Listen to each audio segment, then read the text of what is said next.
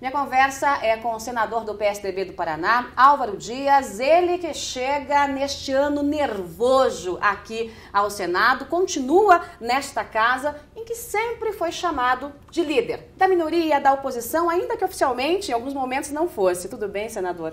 Tudo bem, tudo em ordem. O senhor quer... Será um ano nervoso mesmo, não eu, o ano. O ano. O ano legislativo, o período legislativo começará nervoso, em razão das circunstâncias. Todos nós sabemos que até fevereiro, provavelmente, os políticos já estarão na berlinda em relação à Operação Lava Jato.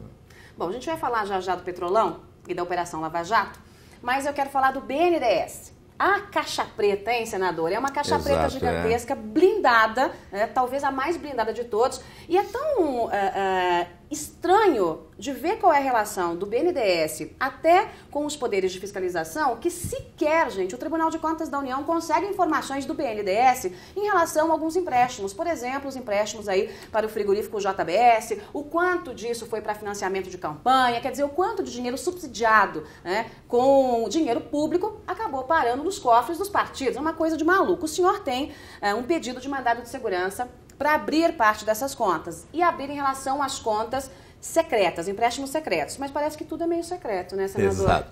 Nós temos algumas caixas pretas no país, né? Eu citaria da Petrobras, que agora está sendo arrebentada, a do BNDES, Binacional Itaipu, que é uma caixa preta também inviolável, né? E a outra caixa preta é os cartões corporativos da Presidência da República. São caixas pretas, né, que nós precisamos quebrá-las para mostrar ao povo brasileiro como é tratado o dinheiro público. BNDES, que é a sua indagação. São empréstimos milionários, para o exterior especialmente, e dirigidos interiormente, não é? Alguns grupos econômicos poderosos, privilegiados, mais próximos do poder. JBS é um dos casos, Eike Batista, o outro. Em relação ao exterior, é uma festa. O Tesouro Nacional abastece o BNDES para que esses empréstimos possam se tornar realidade, uma vez que o BNDES não teria caixa suficiente para conceder tantos empréstimos em valores expressivos, né? Então, nós aprovamos aqui, nos últimos meses, né, mais de 400 bilhões de reais do Tesouro Nacional para o BNDES. Aí, taxas de juros, taxas privilegiadas de juros, né? O BNDES é uma mãe, né? Exatamente. E desvio de finalidade.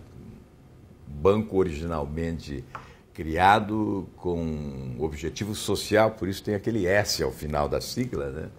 É social.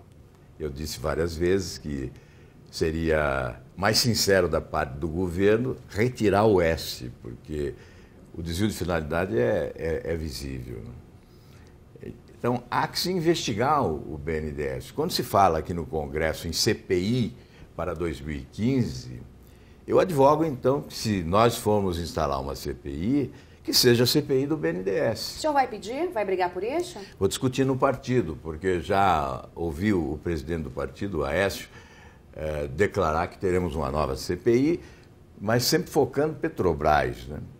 Acho que Petrobras já está sendo investigada e nós estamos muito atrasados aqui no Congresso em relação à investigação da Petrobras, porque Ministério Público, Polícia Federal, Justiça Federal, o avanço é conhecido de todos nós, não é? A caixa preta da Petrobras foi arrebentada pela investigação judiciária. Então, nos cabe agora, como parlamento, instalar uma CPI para investigar o BNDES. Aí nós teríamos também revelações surpreendentes, certamente. Agora, há muitos casos para serem investigados, senador. A gente tem a questão Petrobras, quer dizer, Petrolão, né? Esse propinoduto que foi implantado dentro da estatal simplesmente para roubar dinheiro, para financiar partidos políticos e o bolso de muita gente, né? Aqui não se trata só da questão partidária. E aí, no meio disso, já apareceu a Eletrobras, já se fala em Eletrolão, aí o senhor fala do BNDES, aí boa parte da oposição também já fala do PAC, quer dizer, porque as empreiteiras pegas com a boca na botija na Lava Jato são as mesmas que fazem todas as obras. Então, a suspeita lógica, né, tipo 2 mais 2, é de que se há problema aqui, também há problema acolá, uma vez que você tem os mesmos personagens envolvidos. Será que uma super CPI da corrupção não seria o caminho, senador? Porque tem muita coisa, hein? Agora, é impossível investigar tudo, né, num curto espaço de tempo. Quando você quer abraçar o mundo em matéria de investigação, em matéria de CPI, você acaba comprometendo a qualidade e a eficiência da investigação e não chega a lugar nenhum, né? Se nós focalizarmos aí, fato determinado, CPI tem que ter fato determinado. E uma coisa que nós precisamos aprender, não é? Está lá na Constituição da França e eu acho correto. Uma CPI se instala para convocar o Ministério Público, na verdade, né? Revelar fatos para convocar a responsabilidade da investigação judiciária, né? E quando há instauração de um inquérito pelo Ministério Público, a CPI encerra o seu trabalho, sem conclusão, porque cumpriu a finalidade, que é convocar a investigação judiciária. Quer dizer, provocar o Ministério Público para atuar e fazer a denúncia. Exatamente. Então, no nosso caso, Petrobras, eu creio que o nosso trabalho se esgotou. O relatório apresentado no finalzinho do ano passado, né, nos últimos dias, no último dia, aliás, de sessão do Senado e no penúltimo dia de sessão da Câmara, gente, pareceu até que era uma coisa assim, que o deputado Marco Maia do PT teve um estalo e resolveu assim, olha, estou consciente do momento, eu vou pedir um indiciamento de 52, eu vou falar aí daquela turma que já comandou a Petrobras, ainda que Graça Foster, que comanda, né, esteja, né, no cantinho dela, ninguém falou dela, ninguém falou da Dilma, mas na verdade, senador, o que ele fez foi jogar para a torcida, não foi isso? Olha, eu fui o primeiro subscritor dessa CPI, do requerimento dessa CPI. Fui o autor do requerimento, redigi o requerimento elencando os fatos determinados. Mas nunca alimentei a ideia, a falsa expectativa, né, de que nós teríamos um relatório conclusivo estarrecedor, né?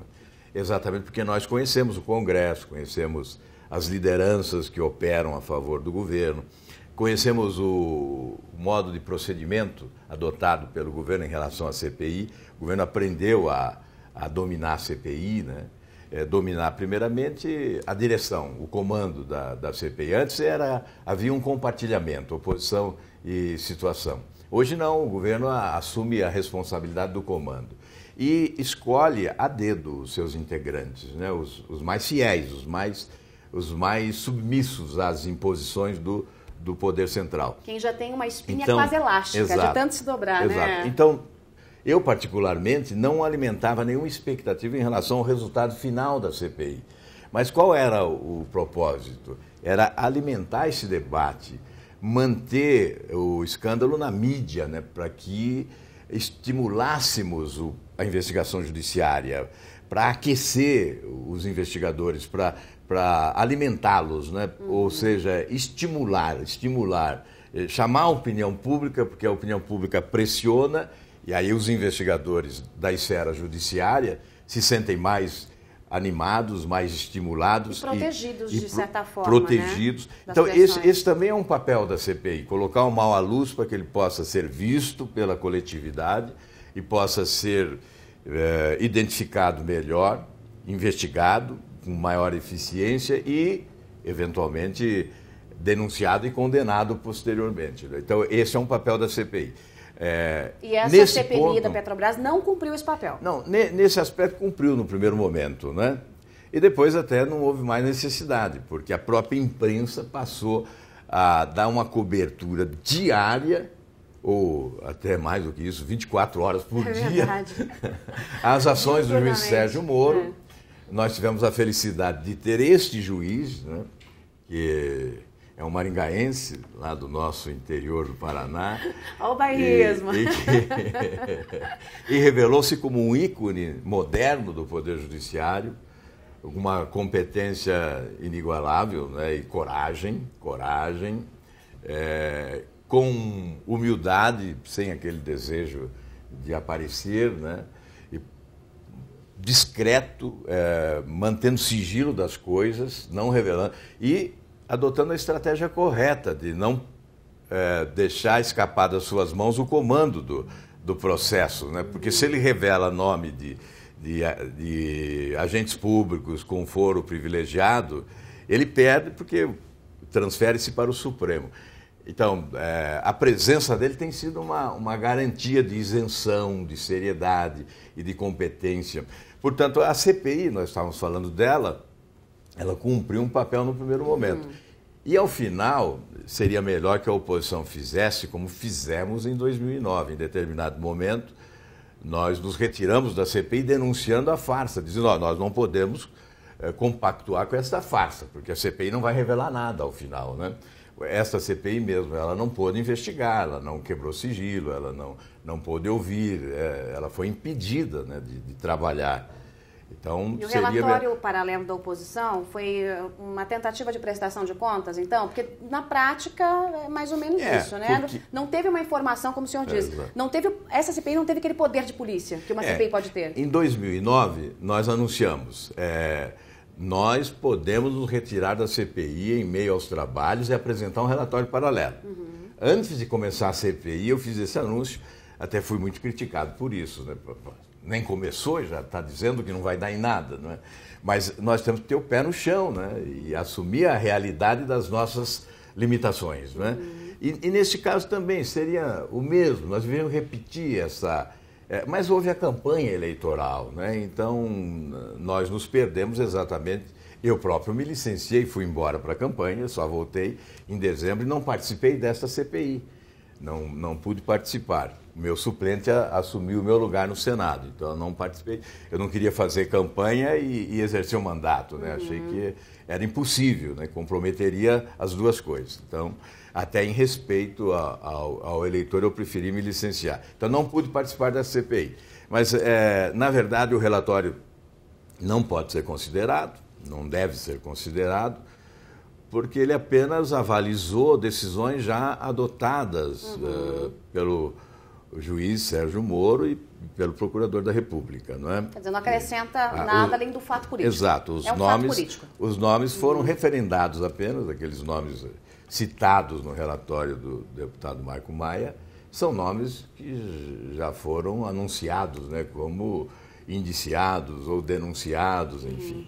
Agora, ainda falando de Lava Jato, a grande pergunta que se faz é a seguinte: quantos serão os parlamentares que serão denunciados ou que o nome aparecerá em meio à Lava Jato? E quantos serão os governadores? E quantos serão os políticos? Quantos serão aqui do outro lado, né, do Palácio do Planalto? E aí, a matemática varia um pouquinho, né? Fala-se no mínimo de 30 parlamentares, que os nomes vão aparecer aí já a partir do mês que vem, se não tiver uma mudança no meio do caminho, porque a Lava Jato é um processo constante de construção. Mas há um número, um segundo número, 54, e o terceiro, somando todos, né, executivo, legislativo, 70.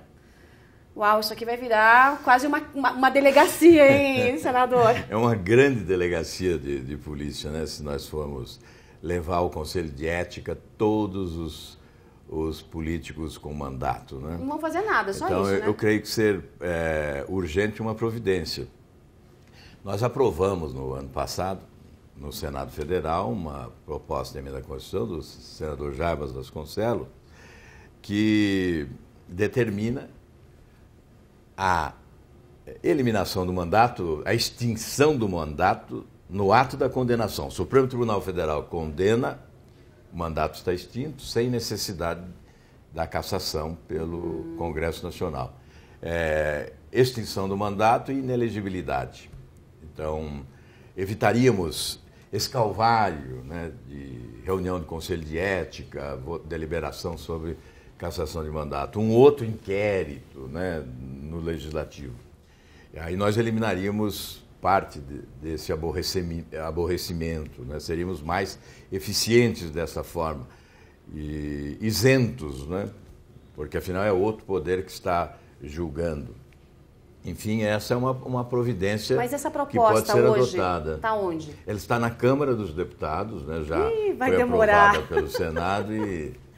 Em tempos de Petrolão, senador, Exato. quer dizer, onde vai ter... Se bem que vai ter uma turma nova chegando para oxigenar um pouco, né? Não, e depois, talvez, olha, agora a cassação de mandato é voto aberto.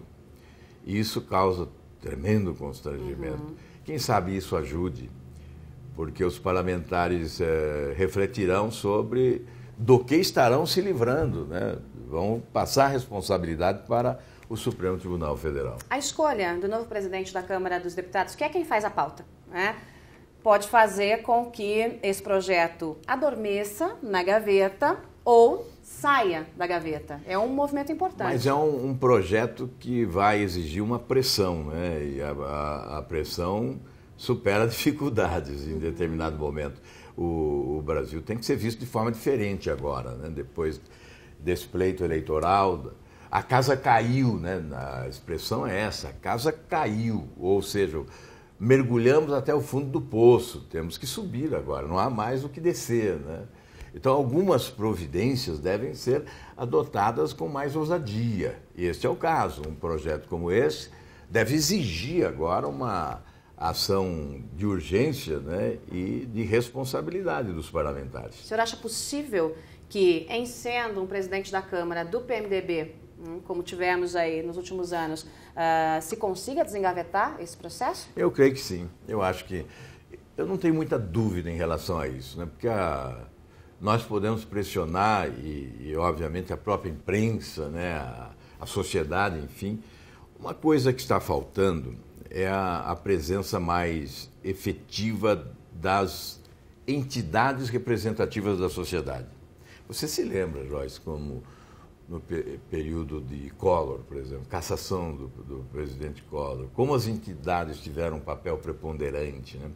Eu me lembro de uma imagem que ficou registrada, né, aqui na esplanada dos ministérios, né, caminhando na direção do Congresso Nacional, os presidentes e líderes das entidades CNBB, ABI, OAB, federações, etc., caminhando para protocolar um requerimento de impeachment do presidente junto à mesa da Câmara dos Deputados, que era uma imagem que refletiu bem a presença dessas entidades. Só que o Collor não tinha base, ele não tinha governabilidade porque não tinha relação com o Congresso, não soube construir isso. Exatamente. O PT, diferente disso, e também com uma outra forma, né, uma forma mais cara de atuar. O balcão de negócio foi instalado. Tem a sua base, então é uma outra relação política, né, senador? É por isso que nós temos que condenar veementemente o balcão de negócios, né, porque... ele é a matriz do drama que nós vivemos hoje. Né? É a matriz de governos corruptos e incompetentes. Ele é a usina dos grandes escândalos de corrupção. Né? O balcão de negócios, que é a relação promíscua, né, dos poderes, o aparelhamento, né, o loteamento, a liberação dos recursos, e aí vem superfaturamento, a máquina pública cresce de forma exagerada, né, para a distribuição dos espaços, e esses espaços são ocupados com outros objetivos não republicanos, né? Nada republicanos. E aí que há a evasão dos recursos, enfim, esse é o modelo, esse modelo é que tem que ser destruído, né? Nós estamos caminhando adiante com o mensalão condenando. Agora temos o Petrolão, que também certamente proporcionará condenação, mas se o modelo persistir, um pouco mais tarde ou um pouco menos tarde, ele volta a produzir escândalos, né? Então, Senador, nós temos que destruir esse modelo. Pegar uma última questão aqui da Lava Jato. Os blogs mais ligados à esquerda, e até alguns jornais citaram o senhor recentemente, né, como quem teria, num passado recente, aí, sido beneficiado por um avião do doleiro Alberto Youssef. Nós conversávamos até fora aqui no bastidor sobre isso. E o senhor brincou comigo e disse o seguinte: Eu acho que ele nem tinha avião na época, porque eu passei a conhecê-lo depois. Como é que foi essa história? Porque o que se diz, o recado que tenta se mandar é o seguinte: Álvaro Dias vai aparecer na lista da Lava Jato, vai aparecer na lista. Qual é a história real, senador? O senhor andou ou não andou? Teve um presidente do Youssef ou não teve um presidente do Youssef? Ai, meu Deus. Olha, em 98 eu fui candidato a senador, né? E consta que teria sido usado um jato, né, na minha campanha. Mas eu não sei se ele tinha jato, porque acho que ele não tinha 30 anos ainda, né? Era bem jovem. Se ele tinha jato, eu não sabia, e se ele existia também eu não sabia à época, né? Eu conheci depois, em função do noticiário, né? Então, o que houve à época, depois eu fiquei sabendo, é que a família dele tinha lá a empresa de táxi aéreo San Marino, né? E essa empresa de táxi aéreo alugava aviões, inclusive para o Banco do Brasil, transportava malotes do Banco do Brasil. Portanto, era uma empresa legalmente constituída, operando no mercado. E a minha campanha contratou algumas horas voo, mas não de jato, de avião menor, turbo-hélice, para a equipe de TV. Que dava cobertura à campanha. Mas isso foi declarado oficialmente no Tribunal Eleitoral na prestação de contas. E aí você tirou uma informação aqui e jogou lá em cima e esse foi o episódio. Na verdade, somos de Londrina, não é? Da cidade, então é normal que até existisse convivência, né? Entre as pessoas. Mas a essa época, não, ainda não havia notoriedade. Né? Agora, esses recadinhos, o senhor acha que é uma tentativa de intimidá-lo? Até pelo discurso duro que o senhor faz aqui, ou essa é uma provocação mesmo? Isso já foi há algum tempo, né? Acho que parou isso, eu não tenho mais visto isso, né? Acho que parou, acho que não tem. Senador. Não. Vira e mexe, tem um outro fazendo gracinha, mandando mas recado. Isso é normal, né? Normal. Agora, eu queria falar um pouquinho de Itaipu. O senhor me deu uma lista de quais são as caixas pretas, né? Eu sempre comento que Itaipu é mais ou menos como se fossem 5 ministérios juntos, né? Porque, de fato, é a gigante binacional, lá está a SAMEC, né? SAMEC há bastante tempo na Itaipu, não larga de jeito nenhum aquela cadeira, não troca por nenhum ministério. Quando o senhor se refere a uma caixa preta, com base em quê, senador? Não, é o arcabouço jurídico, né? Porque não há fiscalização. Não condeno os atuais dirigentes de Itaipu, de forma alguma. É um modelo existente desde o período autoritário. Eu tenho um projeto aqui no Congresso para alterar esse arcabouço jurídico, para que Itaipu possa, como binacional, possa ser fiscalizada. Hoje ela não é fiscalizada pelo Tribunal de Contas, nem o Supremo Tribunal Federal tem acesso às contas, às informações financeiras da binacional Itaipu, né? Pode ter até uma administração rigorosamente correta, mas nós não sabemos, não é? Então, eu creio que é uma exigência da modernidade, a transparência, né? E nós temos que trabalhar para que isso ocorra. Acho que seria oportuno rever todos, não só essa questão da Itaipu, né? Mas um presidente moderno procuraria rever todos os tratados e acordos que foram celebrados com esses países vizinhos no período autoritário. Então, nós temos a oportunidade de avançar na direção de uma nova relação com o Paraguai, com a Argentina, né, com o Mercosul, exatamente superando há aí um viés autoritário ainda nessa relação. Bom, voltando ao Senado, o senhor assume, toma posse, né, na eleição, uma eleição consagradora, o mais votado proporcionalmente aí do Brasil. Qual vai ser exatamente a atuação de Álvaro Dias? Por que eu digo isso? O senhor é do PSDB, todo mundo sabe. Já teve problemas dentro do PSDB, né? Já se falou aí nos bastidores em mudança de partido. O senhor vai trabalhar de forma como um uníssono no PSDB ou vai ser mais independente, como sempre foi? Eu me lembro que na nossa última entrevista eu fiz a seguinte relação, que o senhor fez oposição até quando era governo, não é isso? É verdade, é.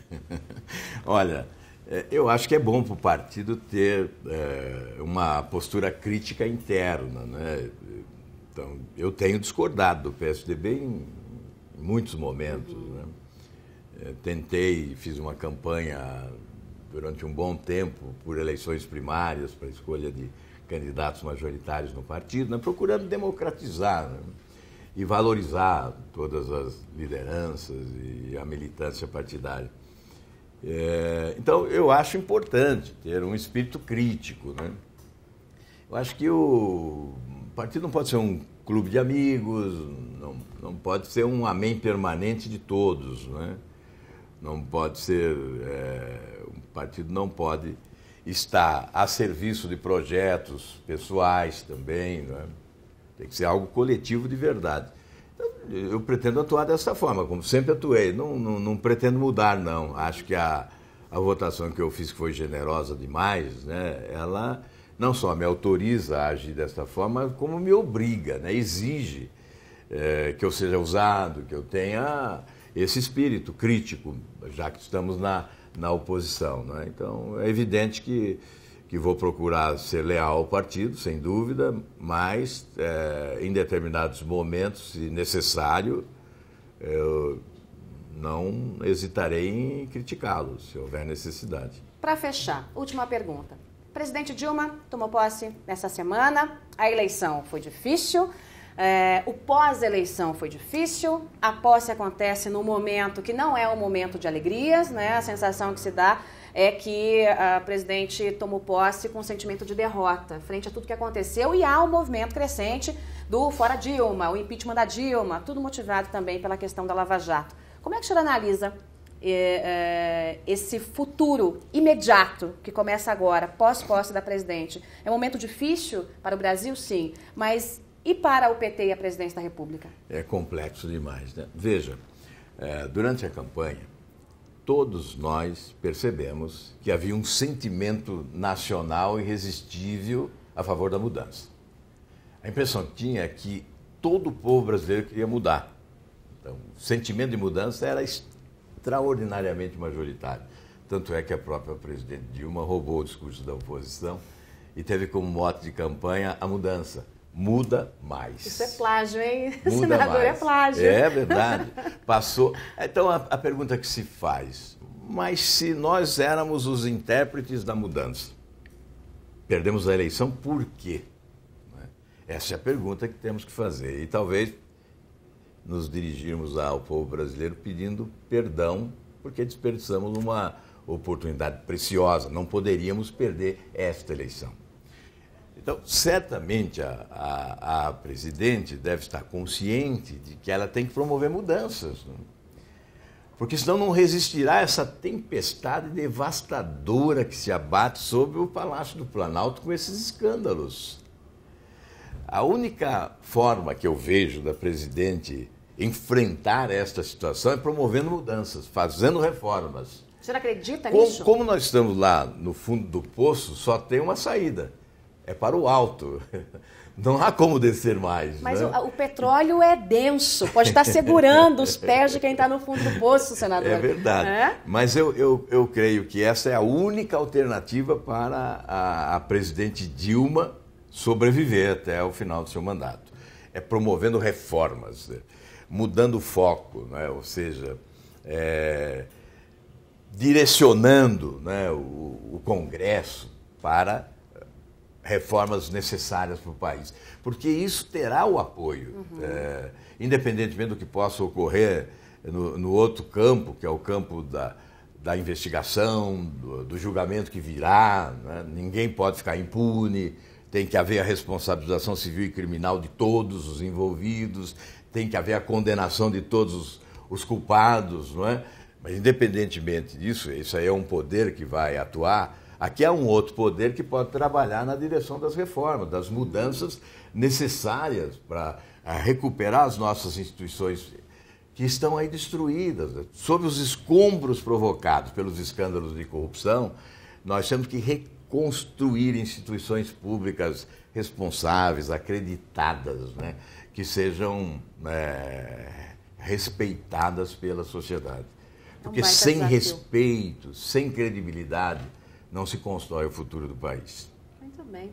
Álvaro Dias, senador do Paraná, ele que é do PSDB, o mais votado na eleição de 2014 proporcionalmente, homem da oposição, sempre fazendo oposição, que conversou hoje aqui comigo, nesse início de ano, 2015, para lá de nervoso, como falamos já no início dessa entrevista. Obrigada, senador, boa sorte.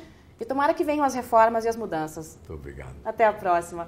Aqui em TVEJA, tvdeveja.com, a programação não para, você sabe, porque aqui não tem recesso e a gente tem lado. Então já já a gente se vê. Tchau.